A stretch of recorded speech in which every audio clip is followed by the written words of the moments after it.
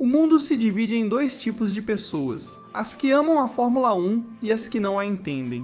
Mas no meio, há aqueles que gostam de assistir mesmo sem entender completamente suas regras e estratégias, ou o que faz com que alguns pilotos sejam melhores que outros. Se você se apaixonou recentemente pela Fórmula 1, mas ainda tem dúvidas, ou conhece alguém que sempre pergunta o que está acontecendo na corrida, este é o vídeo perfeito para você, e se acha que já sabe tudo sobre a Fórmula 1, fique até o final, porque com certeza vai descobrir algo que não sabia.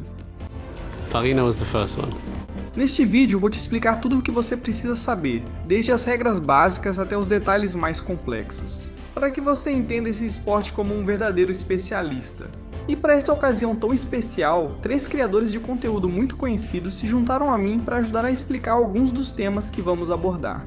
Então vamos começar pelo mais simples, o que é realmente a Fórmula 1 e por que ela é tão especial. A Fórmula 1 é o auge do automobilismo.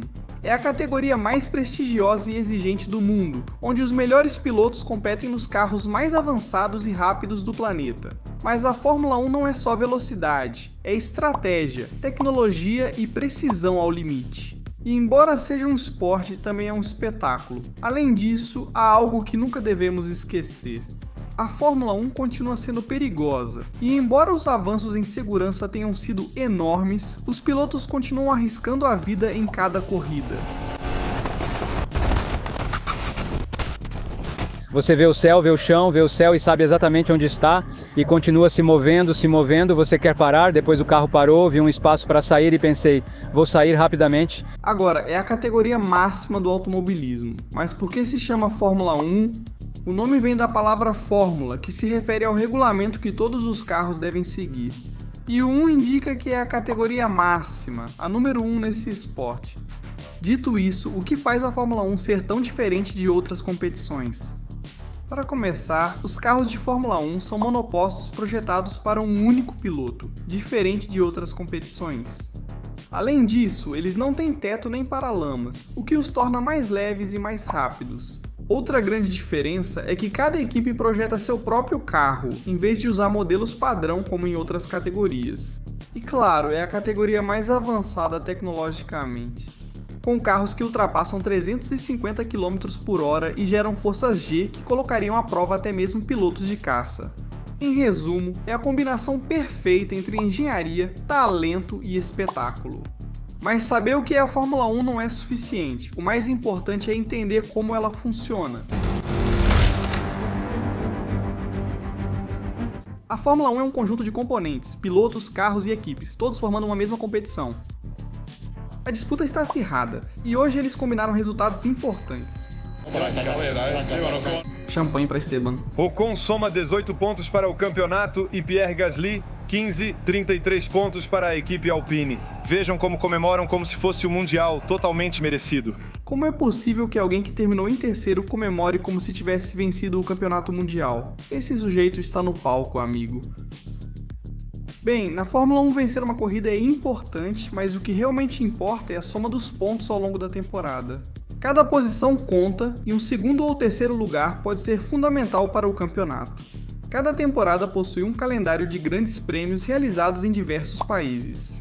Em cada uma, os pilotos somam pontos de acordo com sua posição, e no final do ano, quem tiver mais pontos se torna o campeão mundial. Mas como os pontos são distribuídos? Isso e como funciona o formato das corridas sprint serão explicados pelo nosso primeiro convidado do vídeo, Skyline Racing, em breves momentos. Por enquanto, só vou te dizer que os 3 primeiros vão ao pódio, que é onde a vitória é celebrada. Provavelmente você já viu isso. Os 3 recebem um troféu e comemoram com champanhe.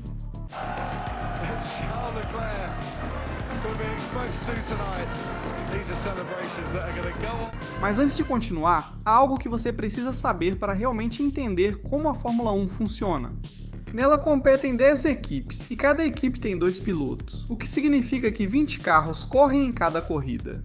Cada piloto compete para conseguir o melhor resultado possível, mas ao mesmo tempo cada equipe precisa que ambos somem pontos para o campeonato de construtores. Isso significa que há 2 formas de se destacar na Fórmula 1, como piloto ou como equipe. Por isso, cada temporada de Fórmula 1 tem 2 campeões. Por um lado, existe o campeonato de pilotos, que é vencido pelo piloto que soma mais pontos ao final da temporada. Por outro lado, há o campeonato de construtores, vencido pela equipe com mais pontos. Somando os resultados de seus dois pilotos, esse sistema pode gerar situações curiosas, como o time que vence o campeonato de construtores não ter o campeão de pilotos. Um exemplo claro aconteceu em 2024 com McLaren e Red Bull. A McLaren venceu o campeonato de construtores graças ao fato de seus dois pilotos, Lando Norris e Oscar Piastri, somarem mais pontos no total. Lando Norris vence o Grande Prêmio de Abu Dhabi. McLaren é campeã de 2024. Mas o campeão de pilotos foi Max Verstappen, da Red Bull, que individualmente superou todos na classificação. Foi mais difícil que no ano passado, mas conseguimos e demos nosso melhor. Obrigado, pessoal. Isso mostra que o melhor piloto da temporada nem sempre corre pela melhor equipe. E que às vezes a disputa entre o título de construtores e o de pilotos gera conflitos dentro das equipes. E é aqui que a Fórmula 1 fica realmente interessante. Um piloto sempre quer vencer, mas uma equipe precisa pensar no que é melhor para o campeonato de construtores. Isso pode levar a decisões estratégicas que beneficiam a equipe, mas prejudicam um piloto em particular. Ele foi avisado para não te pressionar? A mensagem está em espanhol? É aqui que entram em cena os rádios de equipe, as mensagens que os engenheiros enviam aos pilotos durante a corrida. Se você já assistiu a uma corrida de Fórmula 1, provavelmente já ouviu algo assim.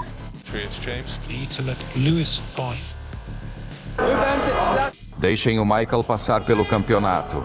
Deixem o Michael passar pelo campeonato, Ben Strat. Esse tipo de mensagem é chamado de ordem de equipe. As equipes podem dar essas instruções estratégicas aos seus pilotos, mas isso não significa que eles sempre obedecem. Alguns pilotos aceitam as ordens sem problema. Ei! Você quer uma estratégia diferente da do Max? Se ele for mais rápido, deixamos passar. É bastante injusto, mas tudo bem. Enquanto outros simplesmente as ignoram. Max, vamos dar uma olhada enquanto passamos, por favor. Max, vamos dar uma olhada enquanto passamos, por favor. No entanto, os rádios de equipe não servem apenas para dar ordens, também são uma ferramenta fundamental para a estratégia, a comunicação sobre o estado do carro e muitas outras decisões durante a corrida. Mais adiante no vídeo vamos falar sobre isso em detalhes. Mas no final das contas, por que as equipes estão tão focadas no campeonato de construtores? Embora o título de piloto seja o mais reconhecido, para as equipes o campeonato de construtores é o que realmente importa. Por quê? Porque é ele que distribui o dinheiro. A Fórmula 1 gera bilhões de dólares por ano, e a maior parte dessa receita é distribuída entre as equipes de acordo com sua posição no campeonato de construtores. Quanto mais alto terminarem, mais dinheiro recebem para a próxima temporada. E mais dinheiro significa mais investimento em um carro melhor e maiores chances de vencer no futuro. Por fim, o carro determina em boa parte o que um piloto pode buscar na corrida e o que a equipe pode alcançar na temporada. Um bom carro vence corridas, enquanto um ruim precisa de sorte para entrar entre os 10 primeiros. É por isso que, embora o campeonato de pilotos seja o mais lembrado e associado à glória, o de construtores é o mais importante. Porque impacta diretamente em quanto dinheiro cada equipe ganha. Mas aqui surge uma pergunta importante. Quem é responsável por fazer tudo isso funcionar? A resposta é que a Fórmula 1 é supervisionada por duas entidades. A Federação Internacional do Automóvel, que é responsável pelas regras esportivas e técnicas, como segurança e punições, e a Liberty Media, a empresa americana que detém os direitos comerciais da Fórmula 1 e gerencia o seu negócio, incluindo contratos, transmissões e acordos publicitários. Embora devam trabalhar juntas, às vezes há conflitos de interesse entre as duas. A Federação Internacional do Automóvel busca justiça e segurança na Fórmula 1, já a Liberty Media prioriza o espetáculo lucrativo. E antes de entrarmos nas corridas em si, nosso amigo Skyline Racing vai nos explicar como funciona um fim de semana de grande prêmio. Mas antes, se este vídeo está te ajudando, inscreva-se. Sejam bem-vindos, agora sim, à minha participação neste vídeo especial, onde vou explicar para vocês como funciona um fim de semana de um grande prêmio de Fórmula 1 e, bom, os fins de semana de grande prêmio consistem em uma série de eventos distribuídos em 3 dias, que geralmente são sexta, sábado e domingo, seguindo a mesma estrutura em cada uma das corridas. Desde 2021, com a introdução das corridas sprint, o formato mudou em relação ao tradicional. Explicarei esses detalhes mais adiante. A atividade na pista geralmente começa às sextas-feiras ou às quintas em circuitos como Las Vegas, com 2 sessões de treinos livres, comumente chamadas de treino livre 1 e treino livre 2, que correspondem às sessões iniciais de treinamento. Nelas, equipes e pilotos coletam dados essenciais sobre o desempenho do carro e as condições do circuito.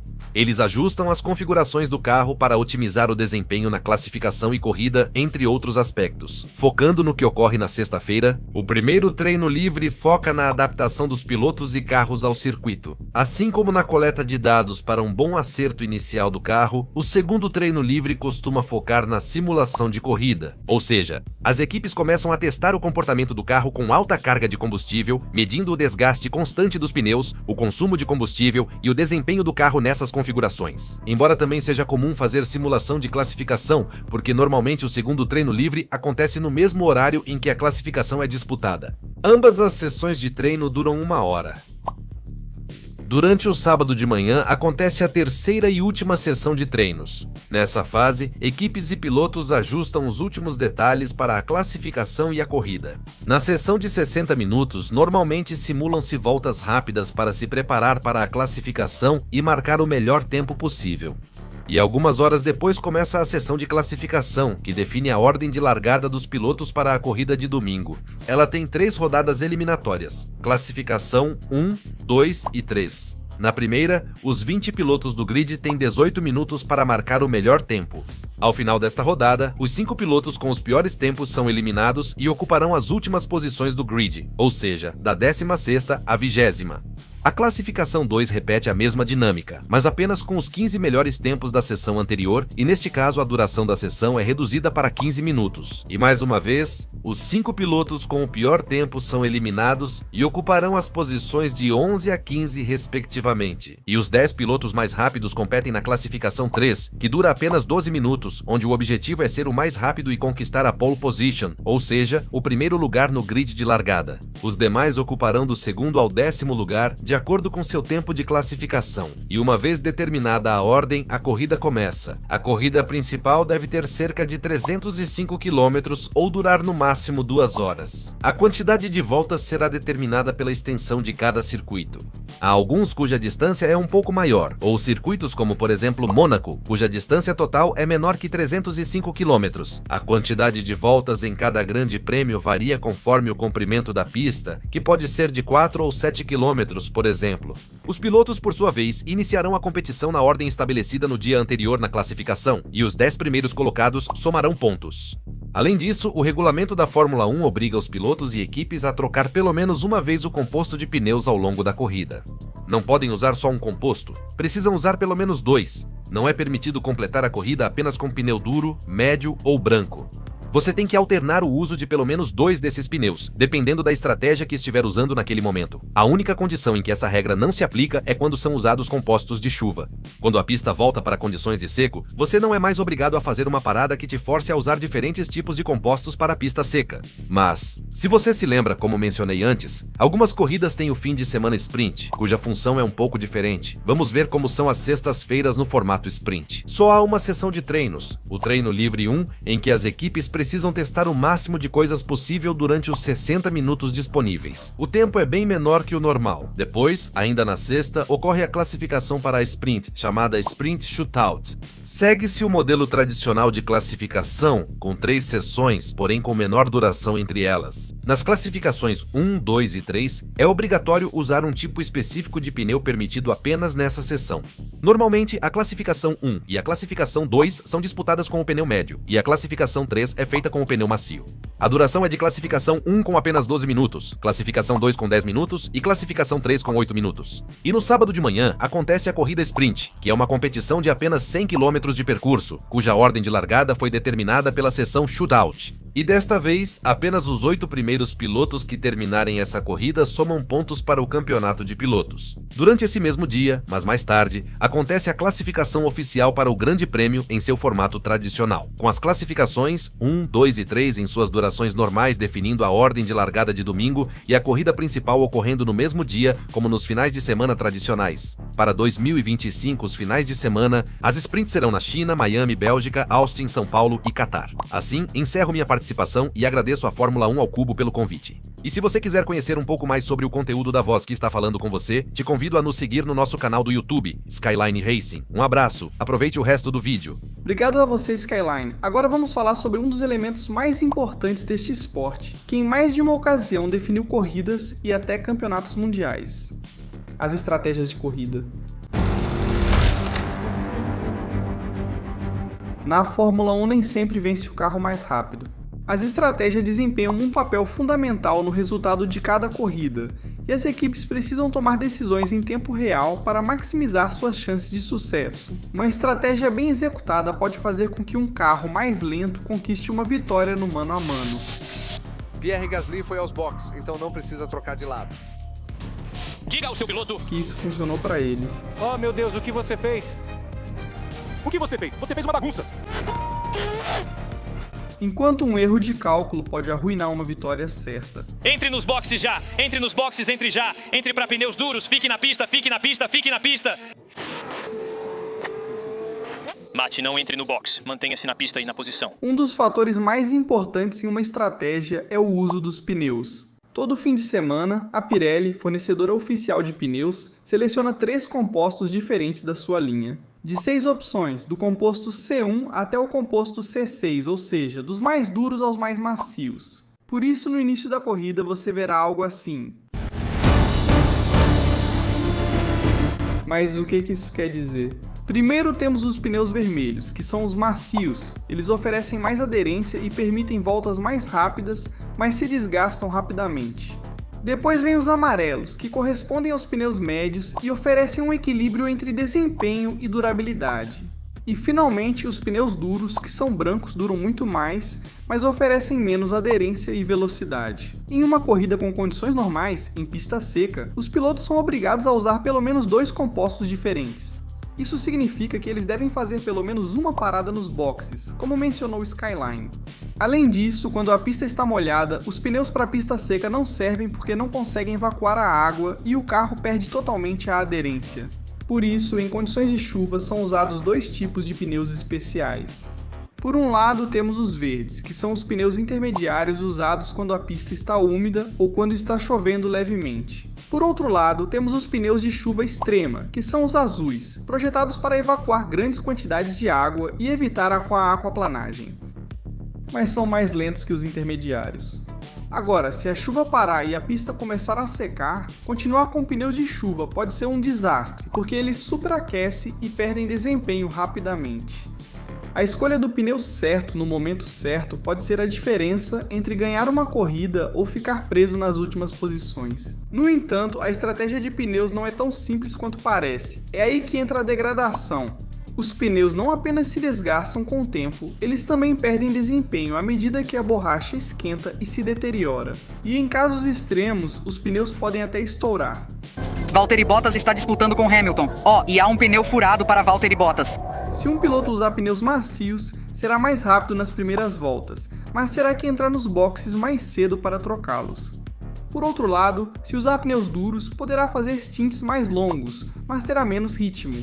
O segredo está em encontrar o equilíbrio ideal. Com isso em mente, as equipes podem optar por diferentes estratégias, como o undercut ou o overcut, para ganhar posições sem precisar ultrapassar na pista. Mas o que significam esses termos?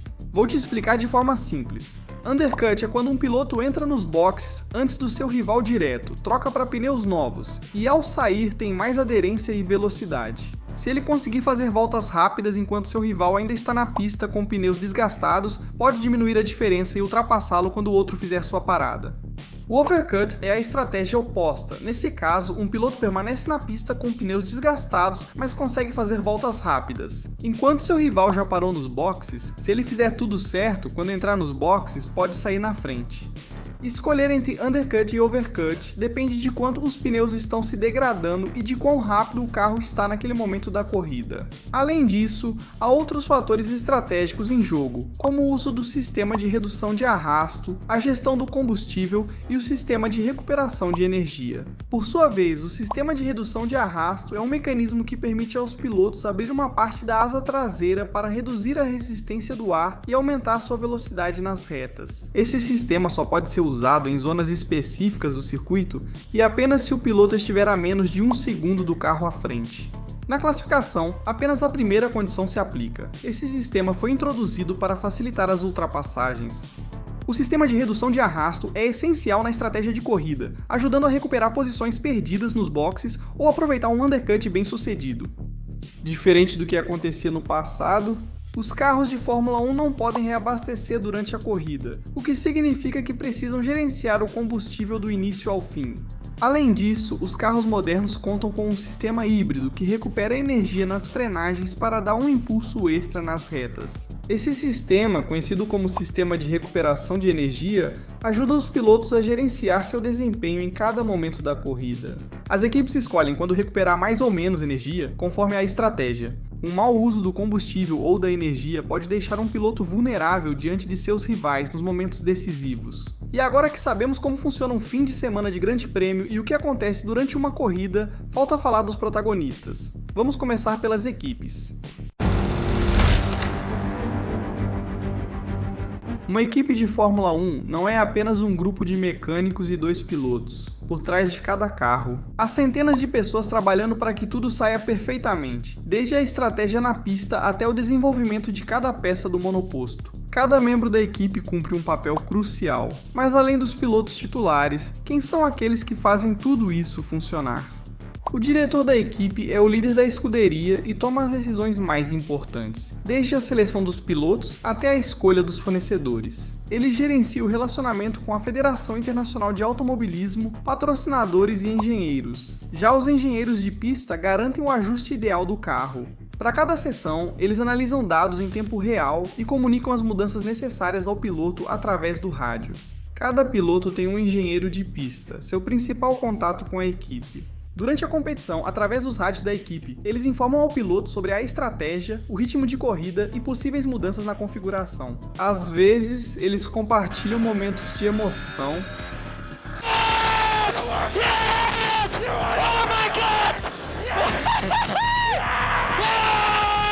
Compartilham outro tipo de emoções. Compartilham várias emoções. Ou comunicações um pouco diferentes. Tom, você sabe o que foi isso? Isso foi Smooth Operator. Smooth Operator.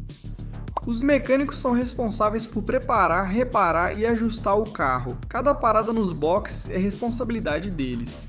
Uma equipe de mecânicos pode trocar os 4 pneus em menos de 2 segundos. O recorde até agora é de 1,8.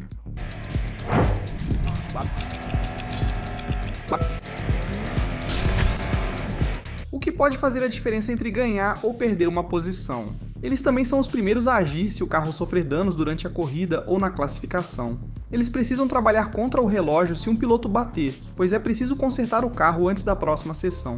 Os estrategistas são os cérebros por trás de cada decisão na corrida. Eles analisam dados em tempo real e decidem quando fazer paradas nos boxes, quais pneus usar e como responder aos movimentos dos rivais. Além disso, se um piloto sofrer um acidente ou receber uma punição, são eles os responsáveis por responder a essas situações. Com uma nova estratégia, os estrategistas têm segundos para tomar decisões que podem mudar o resultado da corrida. Os aerodinamicistas são os engenheiros responsáveis por projetar cada parte do carro para otimizar a aerodinâmica na Fórmula 1 moderna. A aerodinâmica é tudo. O trabalho deles inclui projetar a asa dianteira e a traseira para gerar carga aerodinâmica. Otimizar os fluxos de ar para reduzir o arrasto e aumentar a velocidade nas retas, além de garantir que o carro funcione bem em diferentes circuitos. Pequenas mudanças aerodinâmicas podem significar uma diferença de décimos de segundo por volta, o suficiente para decidir uma pole position ou uma vitória. Pilotos de simulador e de reserva. Enquanto os pilotos titulares estão na pista, os pilotos de simulador trabalham na fábrica testando configurações e estratégias. As equipes contam com simuladores avançados que replicam cada circuito e as condições de corrida, permitindo testar ajustes antes de implementá-los no carro real. Muitas das decisões estratégicas que você vê na corrida já foram testadas previamente pelos pilotos de simulador. Por outro lado, cada equipe tem um piloto reserva que está pronto para substituir um piloto titular em caso de doença ou lesão. Hoje soubemos que ele está com apendicite, por isso foi levado a um hospital e já foi operado. Ele não poderá disputar a corrida nem a classificação. Hoje, o britânico Oliver Bearman, piloto reserva da Ferrari, ocupa o lugar dele. Esses pilotos também passam muitas horas no simulador e, em alguns casos, têm oportunidades de entrar no carro durante as sessões de treinos. Além disso, é bastante comum que o mesmo piloto seja tanto o do simulador quanto o reserva. Por fim, cada pessoa em uma equipe de Fórmula 1 cumpre uma função essencial, desde o diretor até o último mecânico. Todos trabalham com um único objetivo: fazer com que seus carros sejam os mais rápidos na pista. Mas ter uma equipe forte não é suficiente, é preciso um piloto que consiga extrair o máximo desempenho do carro. E um piloto precisa de mais do que apenas talento para chegar à categoria principal. Agora vamos ver o que é necessário para se tornar um piloto de Fórmula 1. A Fórmula 1 é o sonho de qualquer piloto, mas pouquíssimos conseguem chegar lá. Diferente de outros esportes, onde o talento pode abrir todas as portas, no automobilismo, o dinheiro e as conexões também desempenham um papel crucial. O caminho tradicional começa no kart, onde os pilotos aprendem as bases da direção e da competição. Todos os pilotos da Fórmula 1 passaram por essa etapa.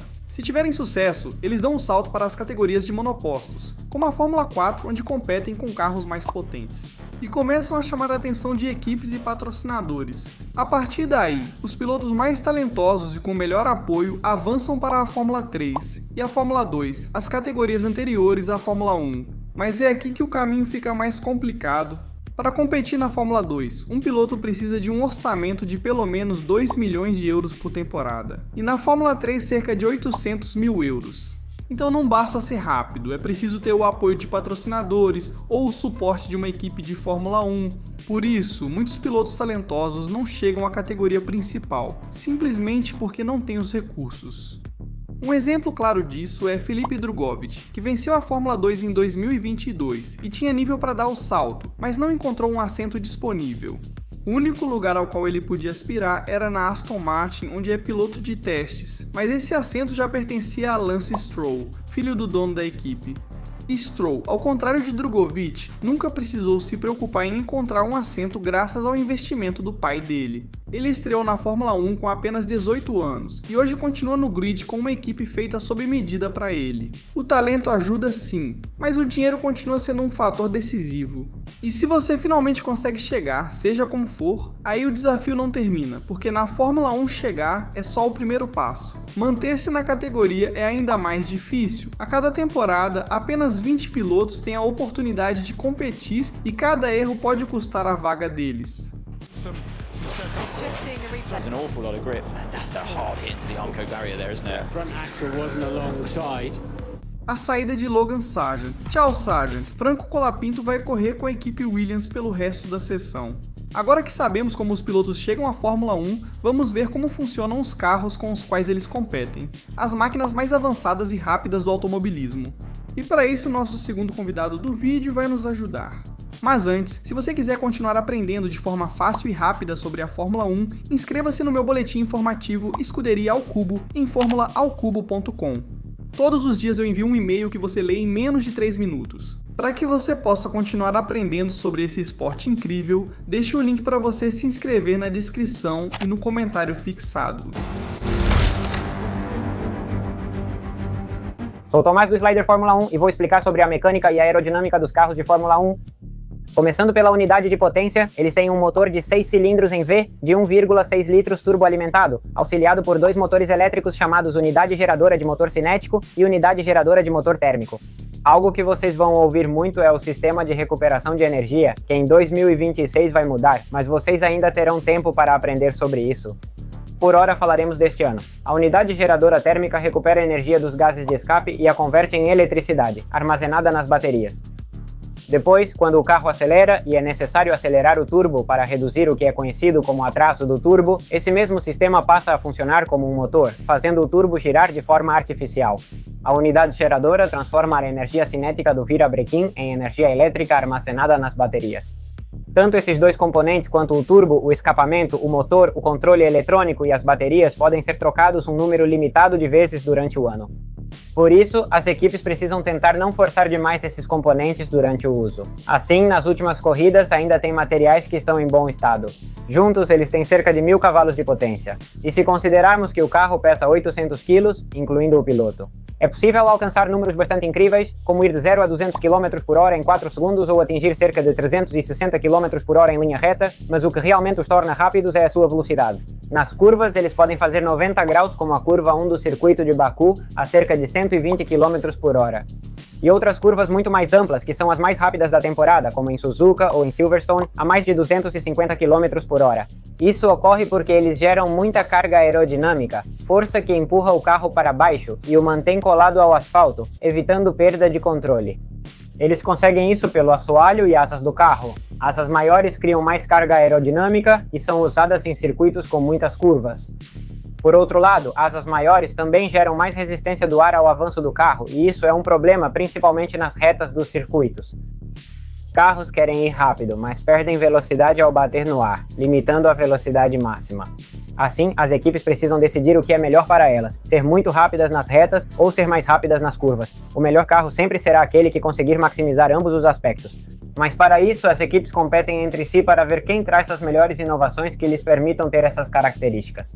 Isso deve seguir sempre o regulamento da Federação Internacional do Automobilismo, que define o que é permitido para evitar irregularidades. Por exemplo, um carro voador que a Mercedes quase alcançou em 2020, essas normas mudam periodicamente. Em 2026 haverá alterações nos motores e na aerodinâmica dos monopostos. Sem ir muito longe, também temos a suspensão, que afeta tanto a mecânica quanto a aerodinâmica do carro, o motor que define a aceleração e a velocidade máxima, e também os freios do carro.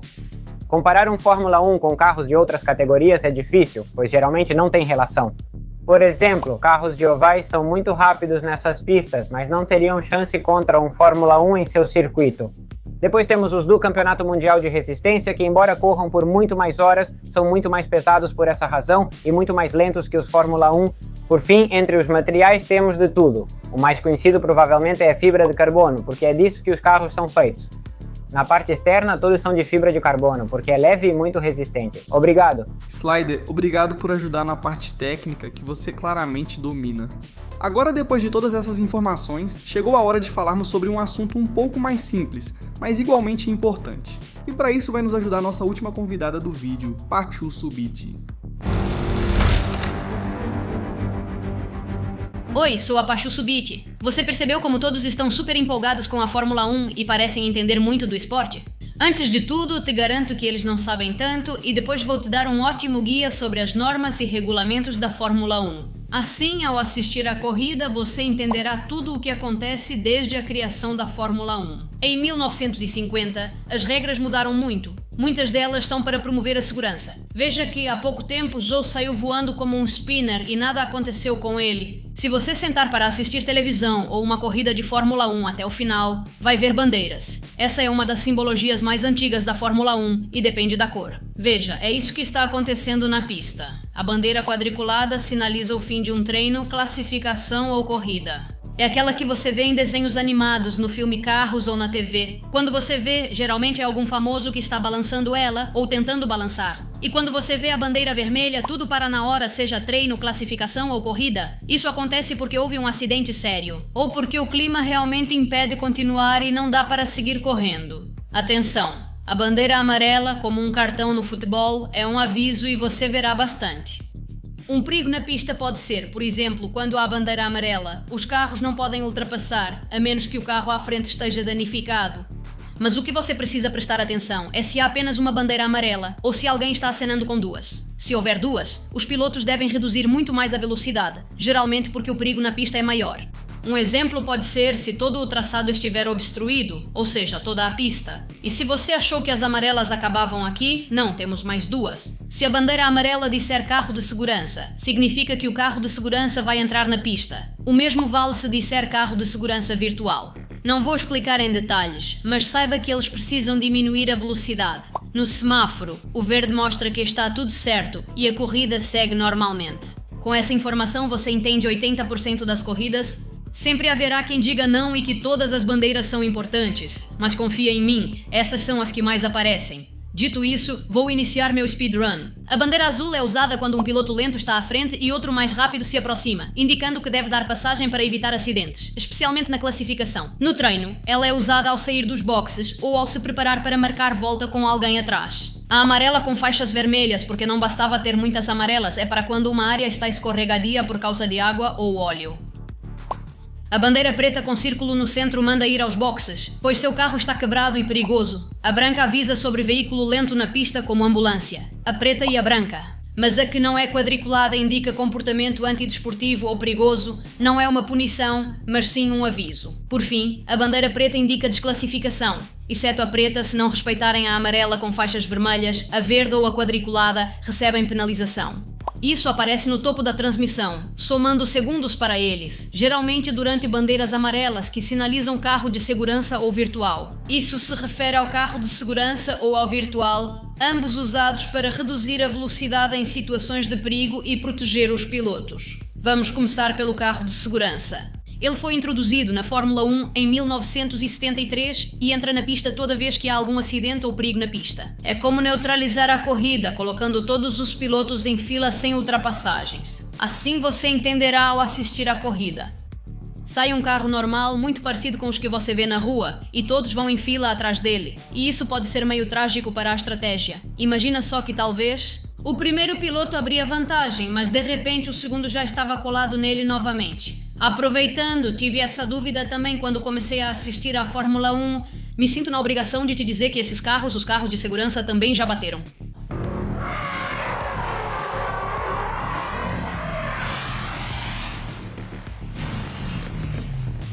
O carro de segurança virtual passou a ser usado em 2015 para neutralizar a corrida sem entrar na pista. Ativado pela Federação Internacional de Automobilismo, obriga os pilotos a reduzirem a velocidade, a não ultrapassar e a se manter em fila com uma distância segura sem parar completamente a corrida. Como isso é Fórmula 1 aqui, a gente não sai sem falar de dinheiro. A Fórmula 1 tem um teto orçamentário que foi implementado na década de 90, porque o domínio das equipes maiores que tinham mais orçamento estava ficando absurdo, ou seja, quem tinha um orçamento multimilionário fazia um carrão, um verdadeiro foguete, e os outros, bom, que se virem. Em 2021, a Federação Internacional do Automóvel impôs esse limite para tentar nivelar o jogo, com ênfase no tentar. O orçamento inicial foi de 145 milhões de dólares para 2021, com a ideia de reduzi-lo para 140 milhões em 2022 e 135 milhões em 2023. Mas já em 2022 alguém extrapolou a Red Bull. A infração foi classificada como menor porque ultrapassaram menos de 5% do limite, mas receberam uma multa de 7 milhões. Reduziram o tempo deles no túnel de vento e nos testes de fluxo de ar. Em 2023 também não se importaram, pois ganharam o campeonato de construtores. Voltando um pouco, a realidade é que esse teto orçamentário também não colocou todo mundo em igualdade de condições. E há quem seja contra ele, dizendo que colocar um limite no dinheiro também limita o desenvolvimento tecnológico, que era uma das principais características da Fórmula 1. Olha, historicamente falando, a Fórmula 1 mesmo antes de existir como campeonato era o lugar onde as marcas iam para desenvolver suas novas tecnologias. Na Alemanha, nos anos 30, antes da criação do campeonato de Fórmula 1 e com limites bem flexíveis. Nos grandes prémios, junto com a Mercedes e a Auto Union, a Alemanha fez um investimento muito forte, com toda essa ideia de ampliar a glória e o prestígio, e literalmente esmagavam a concorrência. Espero que você tenha entendido e se gosta da mistura de história e esporte, não se esqueça de passar no meu canal. E agora que já sabemos como funcionam as bandeiras e o teto orçamentário, vamos para algumas outras regulamentações e sanções. Na Fórmula 1 nem tudo se resume a ser o mais rápido. Existem muitas regras que os pilotos e as equipes precisam seguir. E se descumprirem, podem receber penalidades que afetam sua corrida ou até mesmo sua posição no campeonato. A primeira regra diz respeito aos limites da pista. Cada circuito tem linhas brancas que delimitam os limites da pista. Se um piloto coloca as 4 rodas fora dessas linhas, considera-se que ele excedeu os limites da pista. Mas por que isso é um problema? Porque sair dos limites pode dar uma vantagem, já que às vezes permite fazer as curvas em maior velocidade. Por isso, a Federação Internacional do Automóvel pune esse tipo de manobra da seguinte forma. Na classificação, se um piloto ultrapassar os limites da pista, seu tempo de volta é anulado. Por outro lado, na corrida há uma margem de 3 avisos. Se um piloto ultrapassar os limites mais de 3 vezes, recebe uma penalização de 5 segundos.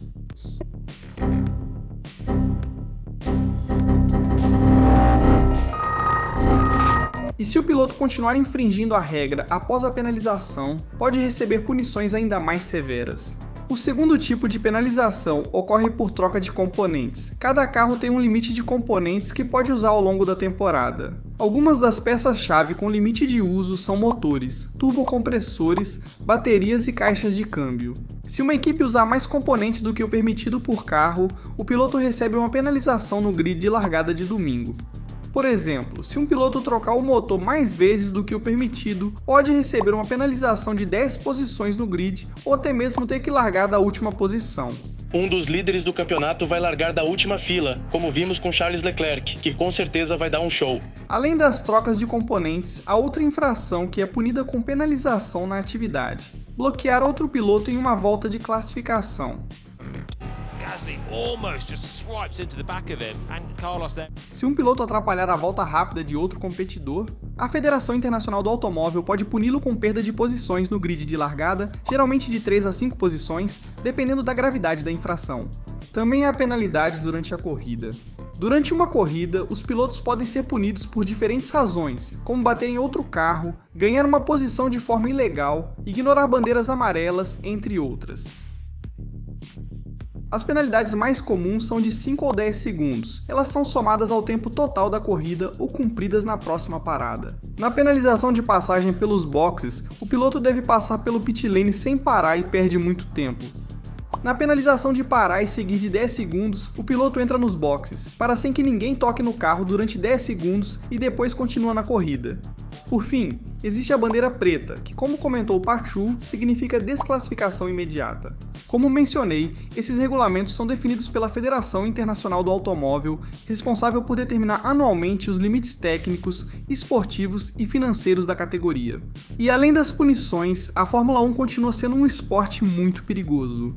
Os carros atingem velocidades de mais de 350 km por hora, e embora a segurança tenha evoluído ao longo dos anos, os pilotos continuam arriscando suas vidas em cada corrida. Legendado por Rob Tenniquilo.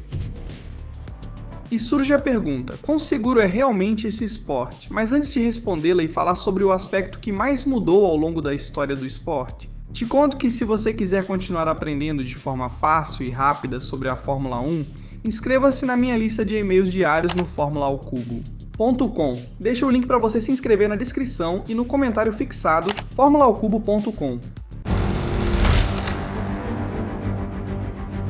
A Fórmula 1 é um esporte de altíssima velocidade e altíssimo risco. Os carros podem ultrapassar 350 km por hora e em cada corrida os pilotos arriscam a vida. Mas quão perigosa é realmente a Fórmula 1? E o que acontece se o piloto errar em uma curva?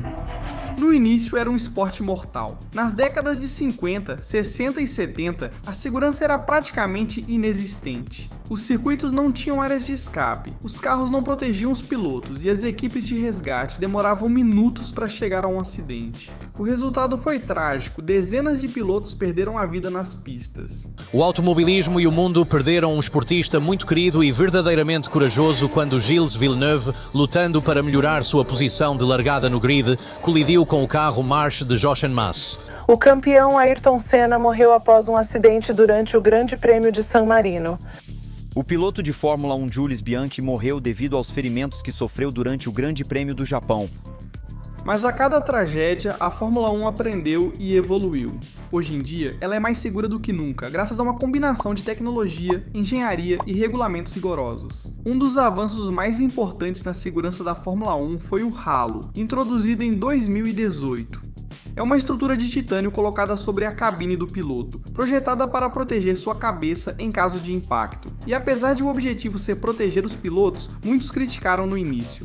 Acho que ter essa coisa no meu carro não me agrada, e nem me sinto confortável sentado no carro.